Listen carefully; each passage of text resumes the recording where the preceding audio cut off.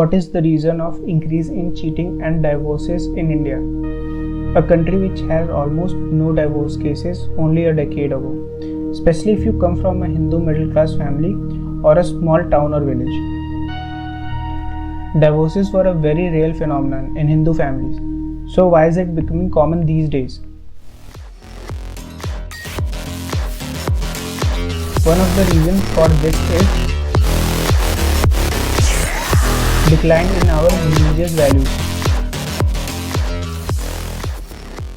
which I would like to call religious culture,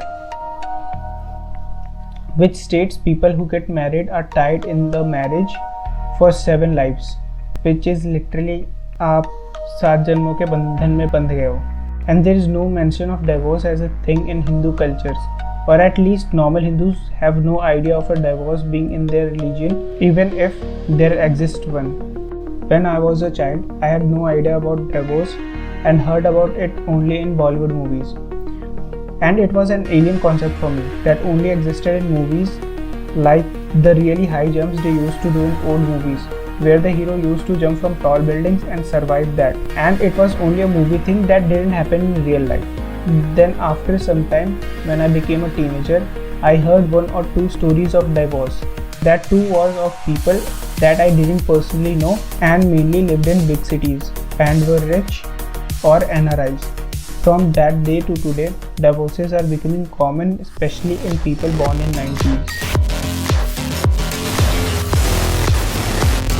Is it the influence of the West?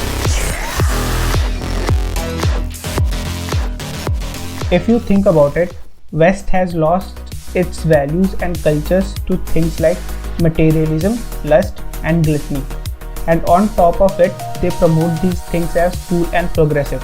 Countries like America has very high divorce rates, but these people are damn good at advertising anything, good or bad. Whether it's justifying divorce, broken families, or them fucking up your country and selling it to you and the world as freedom, while sucking up your resources like a leech. My point is, America has no religious core values left, but the values they share is of corporate greed and narcissism. They will make you believe a thing like divorce that literally destroys families and has really bad impact on children is a good thing, as you are your own person and should be free to do whatever you want to do for your happiness and mental peace, and nothing should stop you from doing that, even if it's the responsibilities and your duty towards your wife and children as a married man.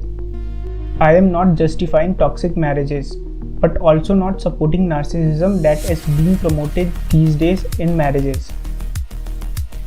In a marriage, you just don't have to think about yourself, but also have the duty and responsibility to look after your family members and not take decisions that hurt them just because of your narcissism and selfish needs. Also, life is not like movies or some rom-com. It requires sacrifice, and everyone has to make them. It's a bitter truth of life. The main thing is, what do you want to sacrifice? And what you want to protect. If you live with your parents, you are sacrificing your freedom a little bit. Like you cannot call different women in your house every weekend. You cannot party with your friends, especially when it involves alcohol. But there are some perks to it. Like you'll get the best food to eat that your mother cooks, obviously. You will have someone to take care of you when you are ill, tired or stressed. And most importantly, you will be living with the people who love you most in the entire world, and their love for you will never change except when they have a grandson, of course, in which case I'm sure you will not be jealous. But also life will hit hard, as these people are getting old and will be suffering from diseases, and their bodies will not be in peak physical conditions, and you will have to take care of them and at least try to pay them back for the sacrifices they made for you. Similarly, there could be some reasons where you'll have to live with your wife's parents, like in case of your wife having no siblings. Then also the upper things are applicable, but this time it may be emotionally strenuous for you, a little bit. as these people are not your parents and don't share the biological love that parents have for their children. And it could be, let's say, a little difficult for you. Same true for women. The behavior of their in-laws could make their life easy or difficult. But even if they are good people with values and morals, you'll have to take the responsibility of two aging human beings, and also it's your duty to do so. Same with having children. You are bound with duties towards them and have to bear the responsibilities. But in this case, the biological feelings that you have naturally for your children makes it easy to do so. I could give a lot of examples like living in a joint family, living with a spouse who also have a job, etc. All these things have different responsibilities that they require and different sacrifices that you have to make.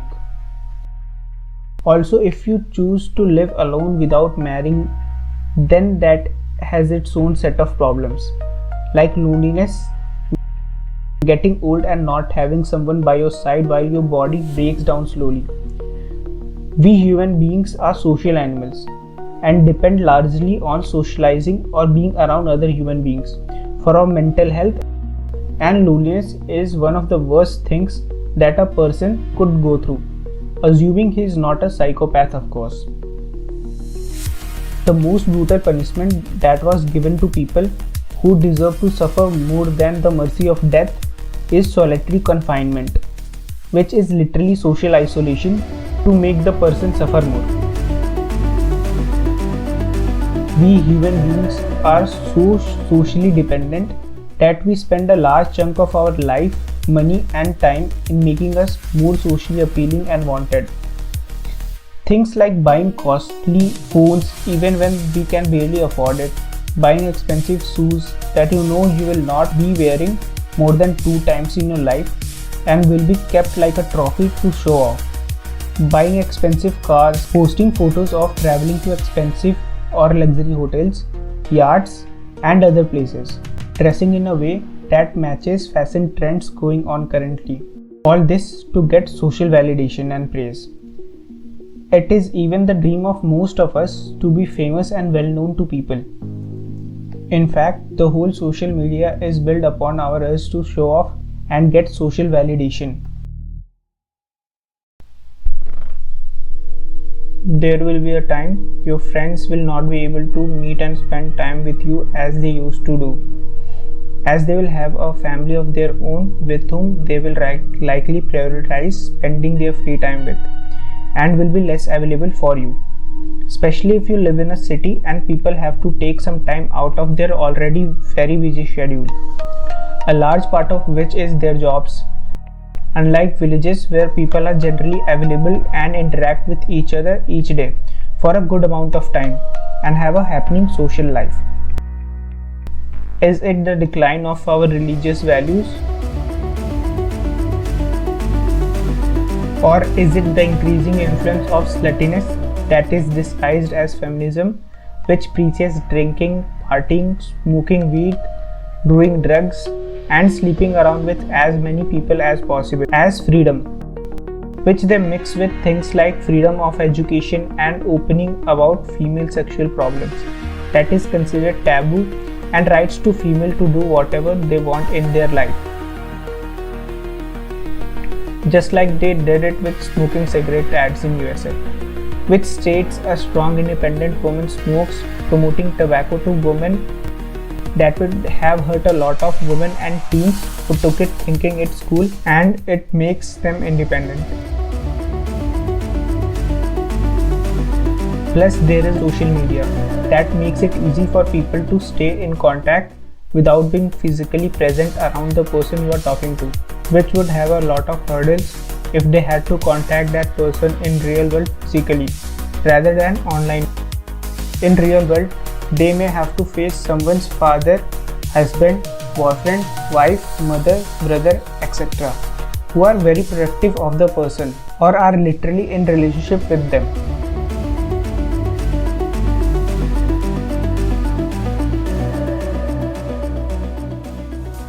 I think it's a mixture of all, plus you introduce the most dangerous thing in it, the club culture, which makes it cool and socially acceptable for young adults to do sins like drinking, taking narcotics, smoking, etc. Plus, it introduces a culture of having sex with random people you just met in the club.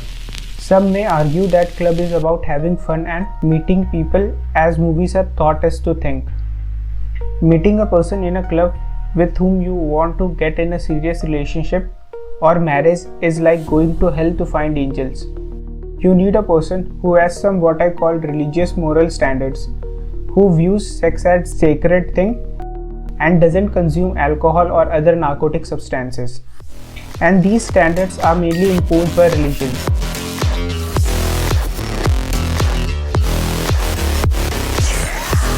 As much I hate religion in terms of pseudoscience it preaches, I've come to a conclusion that religion is much more than God and miracles.